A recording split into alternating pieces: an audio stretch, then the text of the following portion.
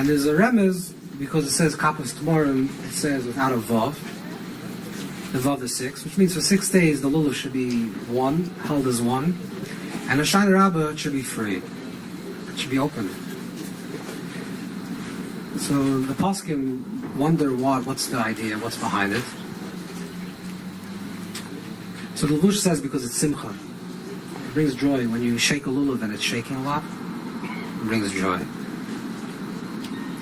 But the Bach writes that the reason why you do this, opening it up, is because the Gemara says that one of the reasons why you shake the lulav in the different directions, the nanuyim, is la'atzer talalis rois, ruchis rois, it's to stop any negativity.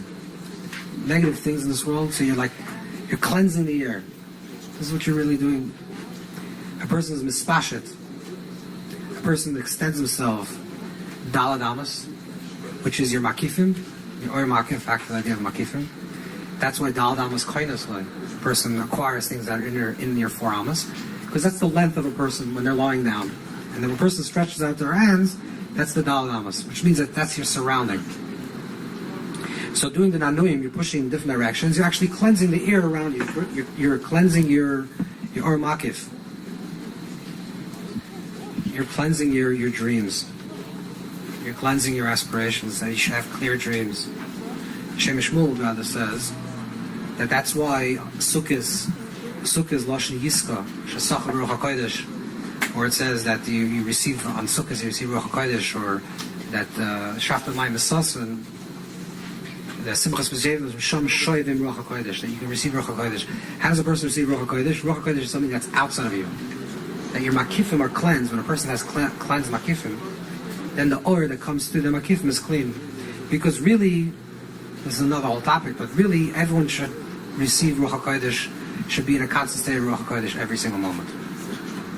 This is the way it should be. Why? Because your neshama comes from Mechelik L'Kav. It comes from a Makam HaNevuah. So at every moment, the nevuah should be shoyah. You should be seeing everything. Everything should be clear. The reason why it's not clear because they're mechitzas. Mechitzas is in the language of the Rambam, Shemar Prakim, but in the language of Dari, in Shari Kedusha, they're called klippas. That means that there's certain types of negative narratives. It could be anger, is aish, is fire. It can be chatter, which is dibur connected to ruach, to wind, or it can be mayim, which is an insatiability. These are things that hold us back from actually perceiving what's the truth in our life. So the cleansing of the ear is actually cleansing your space. You do it with kavona, you're pushing out everything, all the negativity, and you're drawing in all the positivity. So it's almost like, if you want to say, it's like an antenna. You're pushing away the negative, and you're drawing in all the oil makif that you should really have. What should I really want? It's good that a person says, I want, and I have desires. But what should I want? What is the best possible thing for me to have in this world right now? For that, you need Ruach HaKodesh. You need Nevuah. You need to have some higher intuition, some higher understanding. So that the idea of Nanuin is to cleanse your perception, that you actually have a certain type of seicha, yiska, a certain type of vision that you're able to see. So the Bach writes that since Hoshanah Rabbah by night is the Gemar of Din, it's the last of Din, it's the last judgment of the entire year. So you want to do Nanuim with gusto. You want to do it really fully powerful. So you unhinge the thing that makes it stay together. And then you do Nanuim and you can actually really push everything away. So the Bach writes. So Yesh Loimar, we can say that this is really going back to what we talked about before. Kapos, let's talk about it. Let's talk about that the Lulav is your spine. Kapos form internally in your own avodah means a certain gestalt. A certain, you have a spine, like you say in English. This is what I believe in. This is what I fight for. The lulav is like the midas hanitzach, and it shows a victory. The dan natzach. This is what I stand for. This is what I believe in. But Hoshanah Rabbah and Sukkot, this is a deeper oimek. We can't just be stuck in the things that we felt were correct a day ago, a week ago, a month ago. If there's no ischachus in your entirety today over yesterday, then you're basically dead. Meaning you died yesterday. The last time you lived was yesterday. So it's you have to continuously be mischadish. What do I taka believe in? Who am I as a person, and what is my aspirations?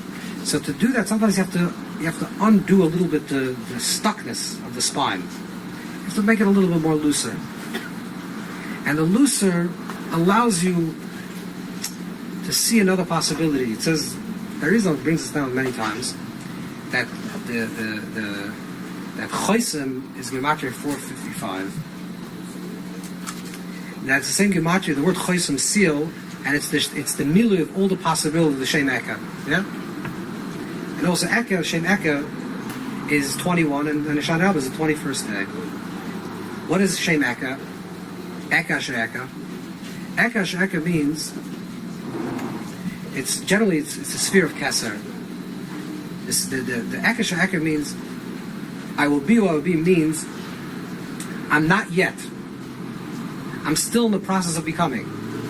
I can't define myself, this is who I am right now. If I say this is who I am, then I don't leave myself to be anything different tomorrow. And I stop dreaming. If I say I reached the peak of my possibility already today, and this is who I am, I have a strong spine, and this is my life, and this is what I know exactly what I have to do for the next 50 years, then you're cutting yourself off from Chayas. You're cutting yourself off from life.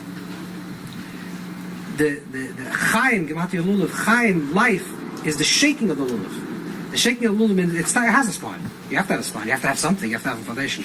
But you all have to challenge yourself, what could I become? What's the Eka? What is the Eka that I could become?